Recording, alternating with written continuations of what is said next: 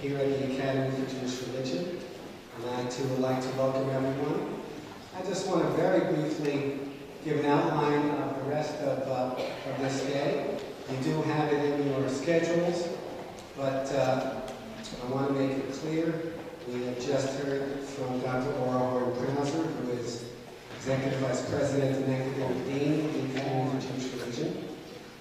And we're about to begin a section of the day we're calling Perceptions, and we will hear from Rabbi Ethan Tucker and Rebecca Enin, and there will be a brief question and answer period following their presentations. And then we'll hear from Rabbi Len Levin and Rabbi Michael Tukowski. And again, there will be a question and answer period after their presentations as well. Right after the first question and answer period, we're going to take a little bit of a break, and then we'll get back going. Then the second part of our presentation today, we're calling Realities, but I do want to mention that your schedules have on it that we'll hear from Rabbi Brad Hirschfield from Klal. And unfortunately, Rabbi Hirschfield is ill and really tried to make it, but in his interest, it's really not right for him to come. He's simply ill, and he feels very badly about it, and we do as well.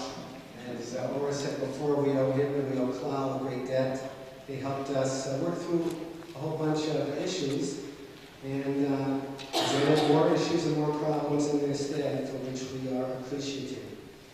Second half, after another break, we're calling Realities, and that's sort of a breakout session. There'll be 3 different groupings.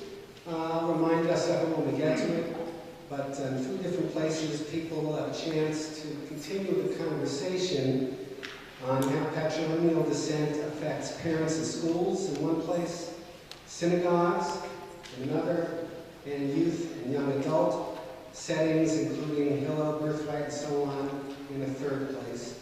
And then finally, we'll come back together again here and wrap up.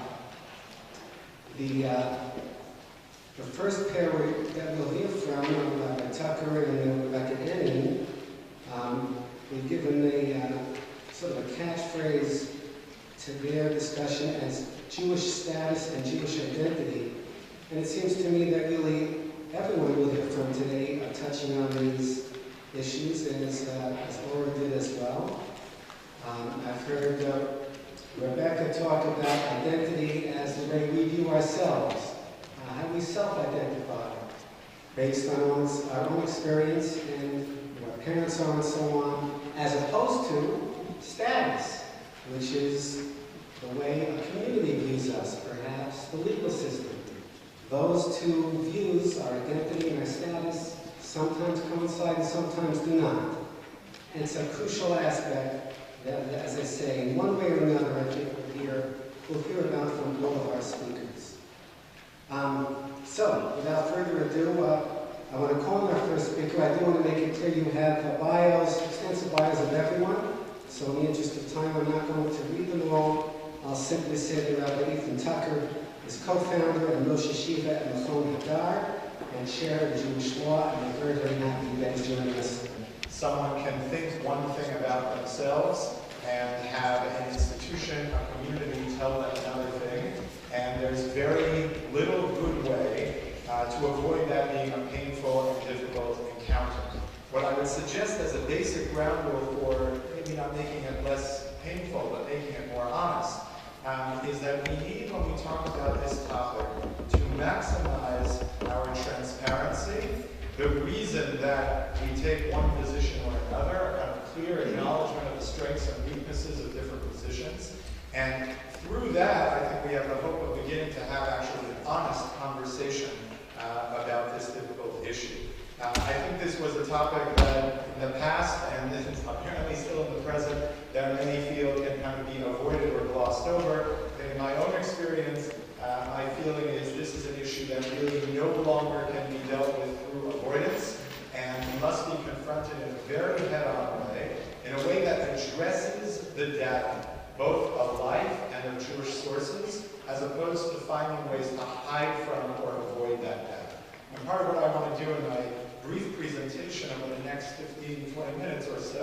is to lay out some of that data from the perspective of the halakhic tradition, the normative sources that have engaged with this question over time, and to give a little bit of a frame around what that might mean. You have a set of sources in your packet, which begins with the catchy title, O Father, Where Art Thou?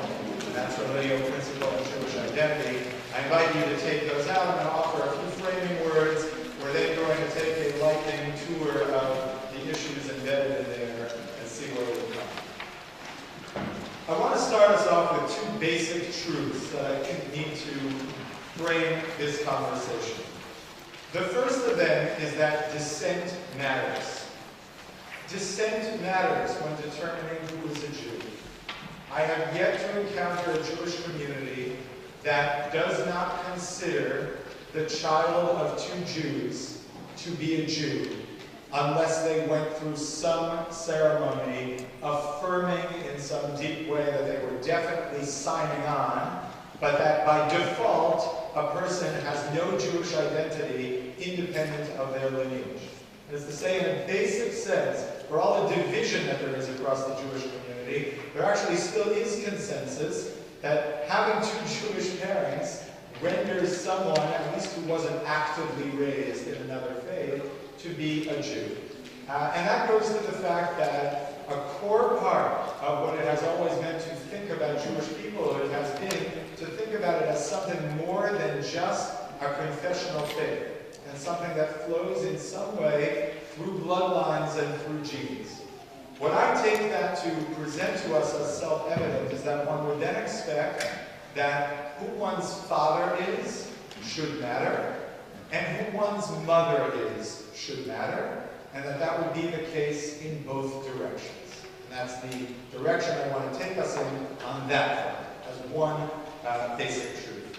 The second basic truth, which we'll see in a moment, which is also important to acknowledge for anyone engaging this historical conversation of Jewish normative sources throughout the ages, is that simple ambilineal descent, that is to say, either parent being sufficient for determining Jewish identity, was never, prior to the immediate modern period that we live in now, a standard that Jewish communities adhered to.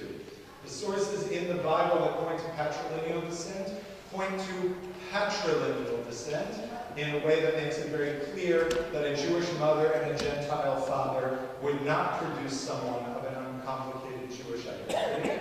And the reverse has also been true. Jewish communities that have endorsed the kind of matrilineal model, but going again in both directions. And I think being honest about the fact that both parents either matter or one parent consistently is ignored have been the two modes through which we have engaged this, and we don't actually have any kind of rich normative tradition that in any way engages the notion that any parent, irrespective of their gender, is sufficient for securing Jewish identity. With those two introductory truths, I want to take us, as I see them, I want to take us through a whirlwind tour of some of the sources here. We're not going to have time to look at them inside. You'll refer to them on your own, but I want to give you a sketch of the main points. On the first page in the packet, you have a collection of some of the main sources in the Bible on the question of Jewish fathers and Gentile mothers. A person with a Jewish father and a Gentile mother.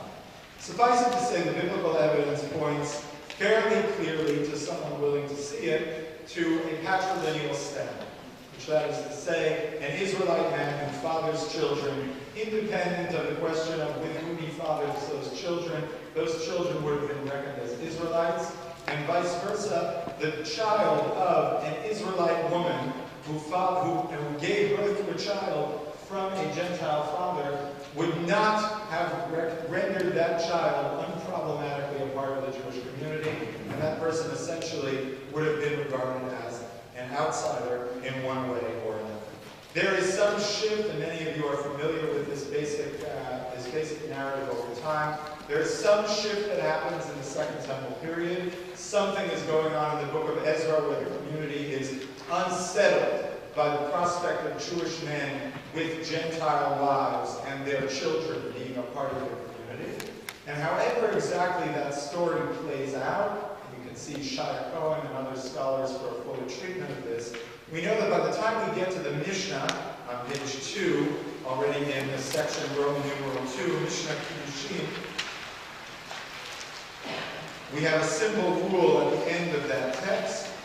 Whenever there is no Kiddushin possible for a woman at all, when a Jewish man fathers a child with a woman that he could not possibly have a Jewish marriage with, the Mishnah rules the offspring follows her. And what is the classic case of this? Someone who has a child with a Gentile woman. That is to say, the Mishnah already articulates what we think of as this half of the patrilineal principle, that patrilineality is simply not sufficient for guaranteeing a Jewish identity or Jewish status, and the child of a Jewish father and a Gentile mother, according to the Mishnah, Havalad Kmotah, the status of the child follows the status of the mother. Now, there was some degree of pushback against that position over time. The Talmud Yerushalmi features a very famous example of a non-rabbinic figure seemingly attesting to non-rabbinic Jewish practice where some element of patrilineal descent continues to be practiced. In particular, a man in the town of Tyre who wants to circumcise his son, born to him of a non-Jewish woman, on Shabbat. And the only justification for circumcising someone on Shabbat is that they are understood to be a bona fide Jew. We don't schedule circumcisions as part of a conversion ceremony on Shabbat. And the source in the Talmud Yerushalmi engages this position in order to completely knock it down and wipe it off of the rabbinic map as a plausible position.